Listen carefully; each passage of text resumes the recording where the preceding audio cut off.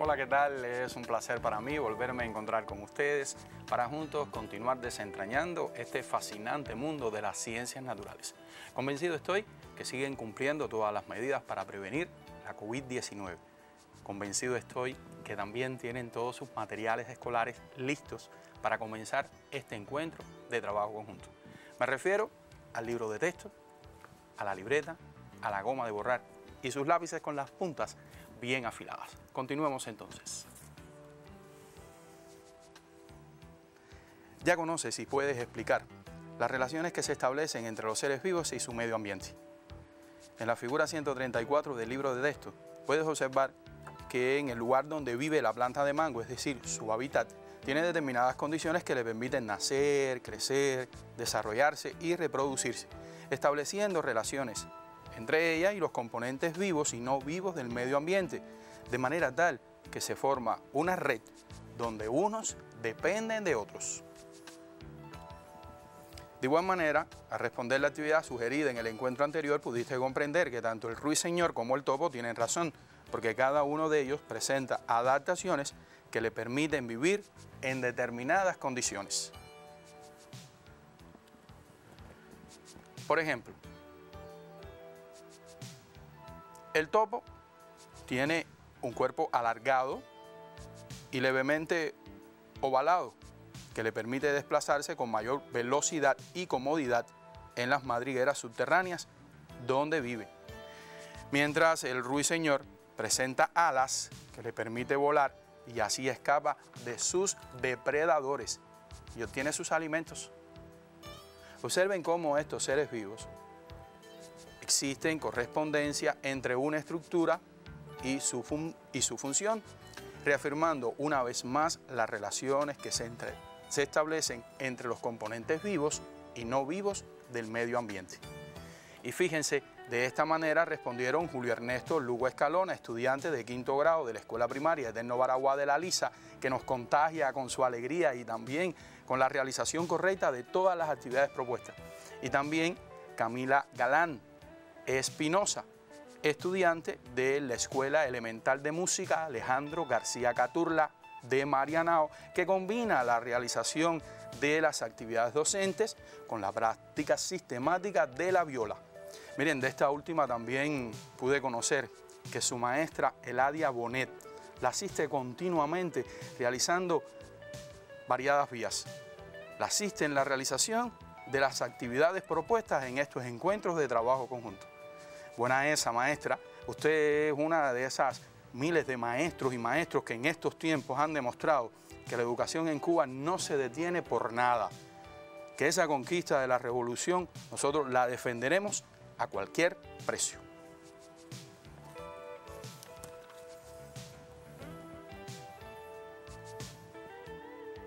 Este es nuestro último encuentro de trabajo conjunto desde la televisión. En este encuentro nosotros le realizaremos un grupo de actividades que les permitirán comprender las relaciones de alimentación que se establecen entre los seres vivos, así como también explicar qué cosa es el ecosistema y cómo los seres humanos podemos proteger la naturaleza. Estos contenidos corresponden al capítulo número 6, ese que venimos estudiando, titulado La vida en la Tierra, y se puede encontrar en el libro de texto, en la página 163, en el epígrafe Las cadenas de alimentación, en la página 166, en el epígrafe que es el ecosistema, y en la página 169, en el epígrafe El hombre en la biosfera, la protección de la naturaleza y la salud humana. Observen que al estudiar estos contenidos ustedes podrán responder con calidad algunas actividades sugeridas como parte del trabajo práctico integrador, evaluación final de esta asignatura. Por ejemplo, la actividad 3 del tema 1, la actividad 2 del tema 2 y las 3 actividades del tema 3.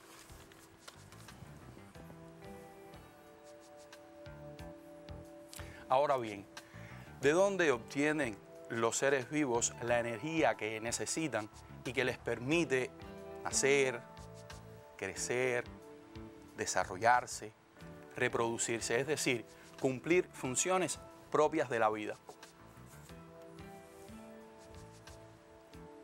Como ya sabes, la principal fuente de luz y calor, es decir, de energía de nuestro planeta y para todos los seres vivos, es el Sol.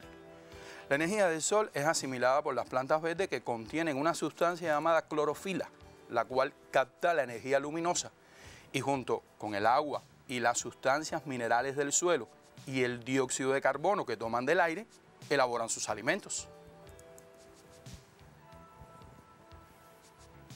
Por ejemplo, cuando nosotros nos comemos un turrón de maní, el rico maní molido, vemos que en los dedos de las manos, bueno, nos embarramos de grasa, nos embarramos de aceite. Este es el alimento que elabora la planta de maní. De igual manera, cuando mamá o papá cocinan yuca y la ponen sobre un plato, vemos que la yuca tiene unas hebras de color blanco. Miren, ese es el almidón, que es el alimento que elabora la planta de yuca. Entonces podemos decir que las plantas son organismos productores porque elaboran sus propios alimentos para ellas y para los demás.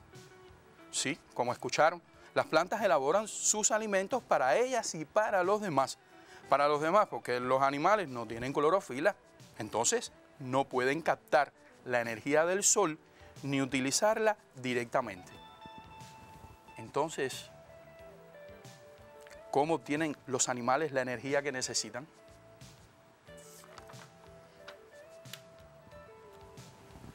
Los animales obtienen la energía que necesitan comiendo plantas u otros animales que hayan comido plantas. Los seres vivos que obtienen la energía alimentándose de otros seres vivos se llaman consumidores y pueden ser primarios cuando la obtienen directamente de las plantas o secundarios y terciarios cuando son consumidores de otros consumidores.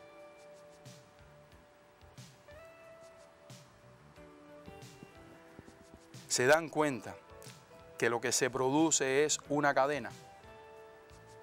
Asimismo, es una cadena de alimentación o cadena trófica, donde se dan relaciones de alimentación entre los seres vivos, donde la energía pasa de uno a otro. Entonces podemos decir que las cadenas tróficas son las relaciones de alimentación que se establecen entre los seres vivos, donde la energía se traspasa de uno a otro.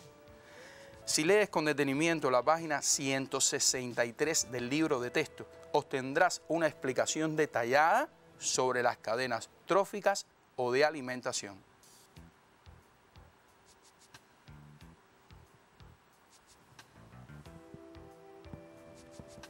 Observen que también desde un consumidor se pueden establecer relaciones de alimentación o cadena de alimentación o trófica.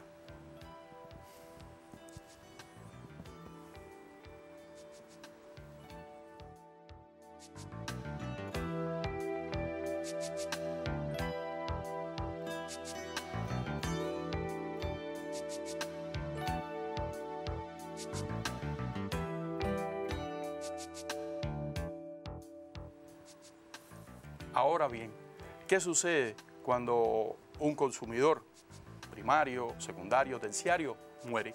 Observen.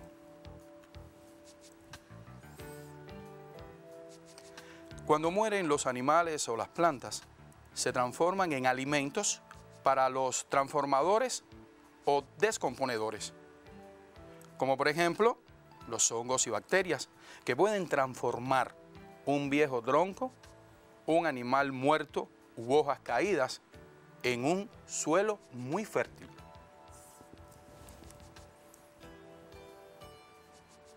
A continuación, observarán un fragmento de un material audiovisual relacionado con las cadenas de alimentación. A mí me gustaría que ustedes prestaran mucha, pero mucha atención a la definición que se ofrece en este material sobre qué son las cadenas de alimentación y también que ustedes observen cuáles son las cadenas de alimentación que se ponen como ejemplos. Y si tienen tiempo, también ustedes tomen su nota y establezcan esa relación o cadena de alimentación que se muestra en este material. Adelante entonces. La cadena alimenticia es una secuencia lineal de organismos a través de la cual los nutrientes y la energía pasan de un organismo a otro mediante el consumo entre las distintas especies de un ecosistema. Según lo que comemos, pertenecemos a un grupo en la cadena alimenticia y a eso se le llaman niveles tróficos, que a continuación explicaremos. Trófico, relacionado con la nutrición o la alimentación. Los productores o autótrofos son los organismos que tienen la capacidad de generar su propio alimento. Se nutren a sí mismos a través de un proceso llamado fotosíntesis, como el pasto, las zanahorias y las algas. Los consumidores primarios son los organismos que se alimentan de autótrofos o productores. Se conocen también como herbívoros. Algunos ejemplos de ellos son la cebra, el conejo y el pez. Los consumidores secundarios se alimentan de los consumidores primarios y se les conoce como carnívoros. Algunos ejemplos de estos son el león, el zorro y el oso. Los consumidores terciarios son conocidos también como carroñeros. Son especies que se alimentan de otros carnívoros como el lobo, la hiena y el buitre. Los descomponedores son aquellos que se encargan de desintegrar la materia orgánica de animales y plantas. Juegan un papel muy importante, ya que limpian los ecosistemas de todos los desechos orgánicos, como los hongos que descomponen la materia muerta, como hojas secas, materia fecal y plantas muertas. Las bacterias que desintegran la materia muerta y reciclan el carbono dentro de las moléculas en nutrientes para las plantas. Y los insectos que aparecen en diferentes puntos a lo largo del proceso de descomposición, poniendo sus huevos en el interior de la materia. Todas las especies son importantes en las cadenas alimenticias, ya que permiten el flujo de materia y energía indispensables para la vida. Los seres humanos tenemos la gran responsabilidad de proteger a todos los seres vivos y así evitar la extinción de las especies y el desequilibrio ecológico de nuestro planeta. Interesante, ¿verdad? Miren, relacionado con este contenido que acabamos de abordar, yo les propongo una actividad para que la realicen cuando finalice nuestro trabajo en compañía de sus familiares y por supuesto utilizando el libro de texto. La actividad dice así: analiza la figura 141 del libro de texto y relaciona los elementos que la componen. Explica cómo ocurre el traspaso de energía en esta cadena de alimentación.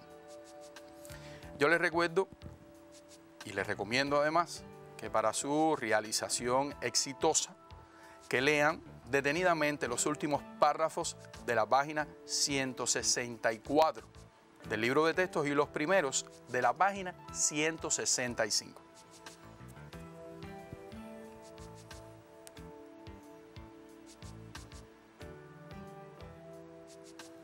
Los invito ahora a buscar en su libro de texto la figura 126 que aparece en la página 148.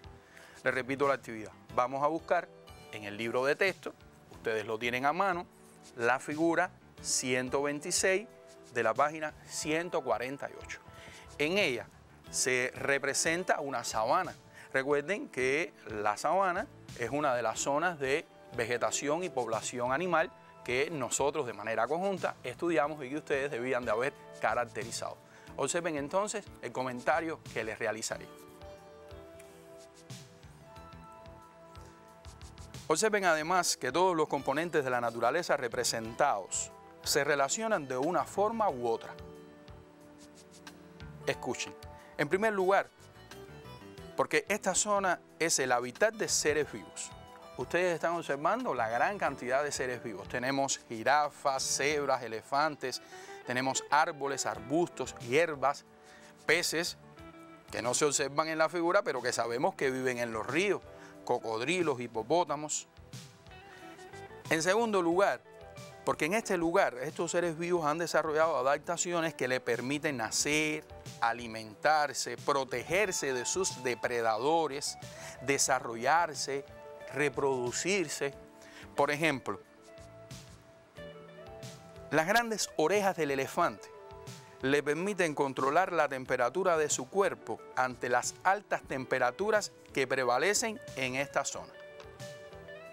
En tercer lugar, porque entre todos los seres vivos que aquí habitan se establecen cadenas de alimentación tróficas que garantiza que la energía pase de un ser vivo a otro.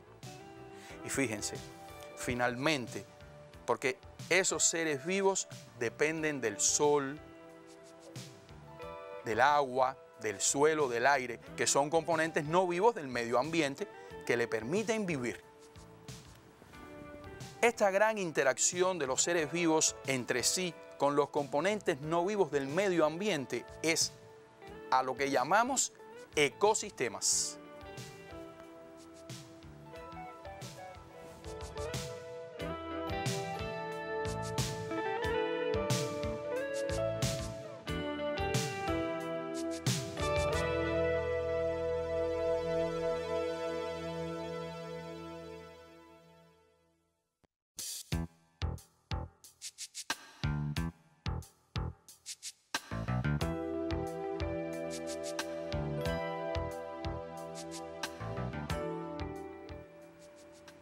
A continuación, les propongo realizar otra actividad cuando finalice nuestro encuentro de trabajo conjunto.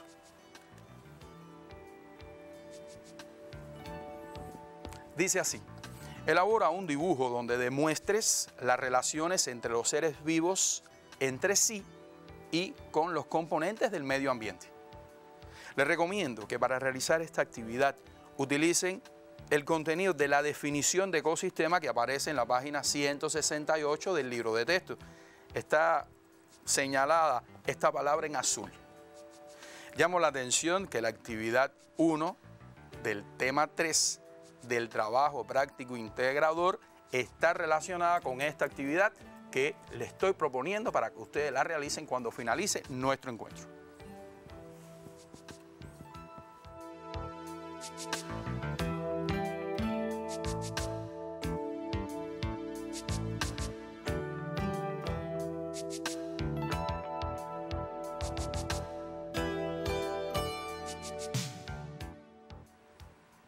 Ahora bien, la acción humana incontrolada ocasiona muchos daños a los diferentes ecosistemas. ¿Qué consecuencias trae para nuestro planeta los daños a los ecosistemas? ¿Qué hacer para eliminarlos o disminuir estos daños?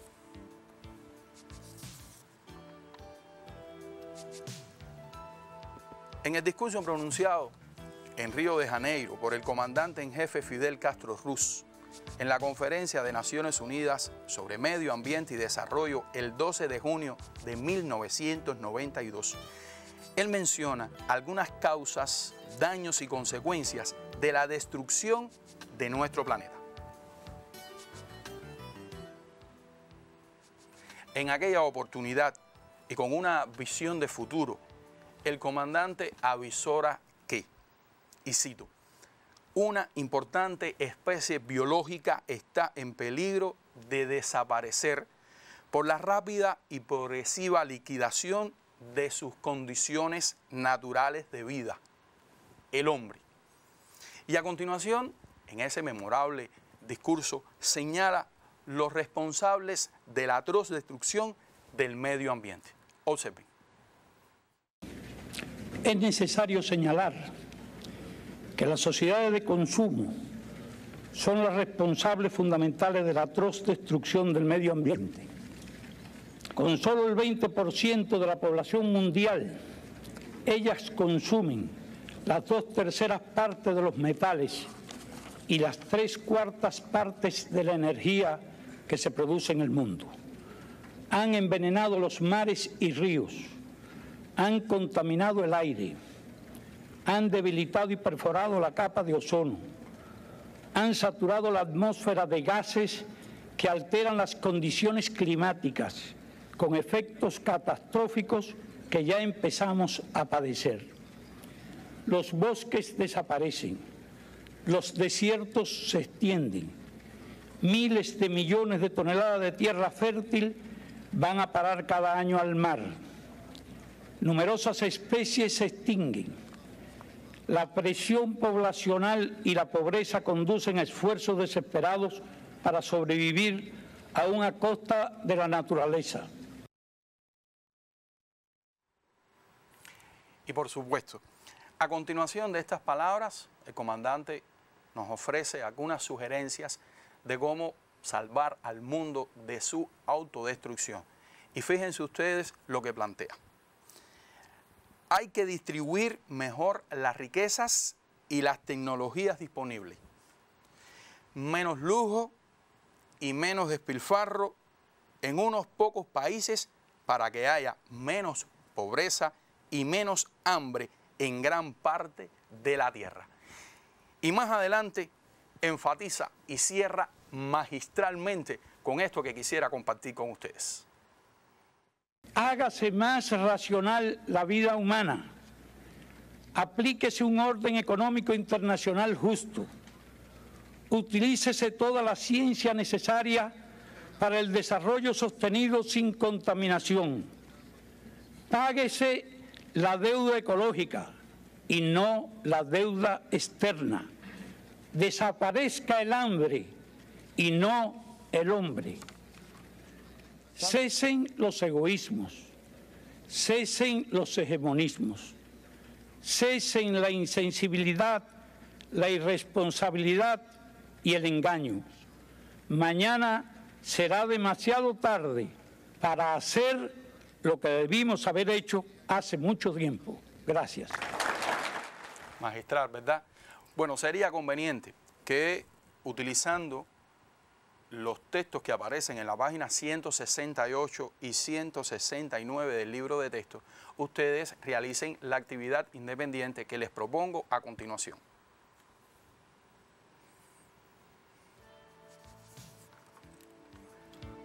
Observen que se presentan algunos daños que causan los seres humanos al medio ambiente. Ustedes deben escribir las consecuencias que estos traen y algunas acciones que se pueden hacer para mitigar su impacto en la vida de los seres vivos. Les recuerdo que esta pregunta tiene relación con la actividad 3 del tema 3 que sugerimos para realizar como parte del trabajo práctico integrador de esta asignatura.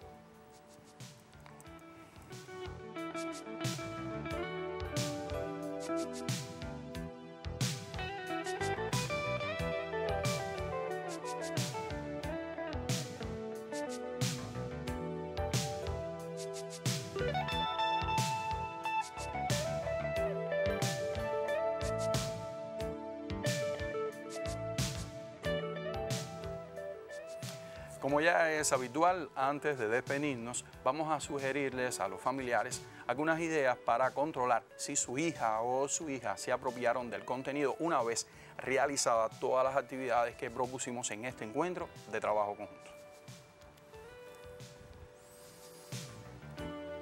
Usted podrá pedirle que identifique a partir de la observación de láminas o fotografías las relaciones de alimentación que se establecen entre los organismos.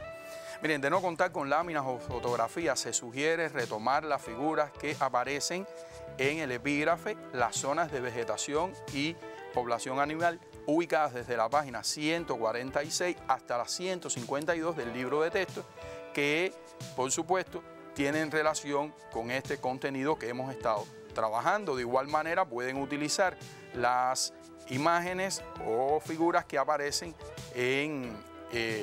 a lo largo de todo el libro de texto ubicado en la página 153.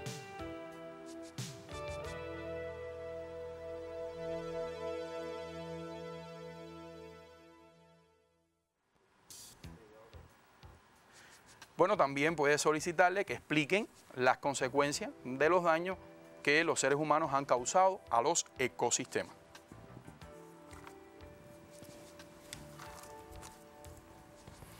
Bueno, y de esta manera ya estamos llegando al final de estos encuentros de trabajo conjunto que hemos desarrollado a lo largo de todas estas sesiones de trabajo. Nosotros, por supuesto, nos estaremos despidiendo, pero antes a mí me gustaría agradecer infinitamente a todas aquellas personas que han tenido que ver con la realización de cada uno de estos encuentros de trabajo. Mencionar, por ejemplo, a Alfonso Cot, metodólogo nacional de la Dirección de Primaria y además responsable de la asignatura Ciencias Naturales del Ministerio de Educación.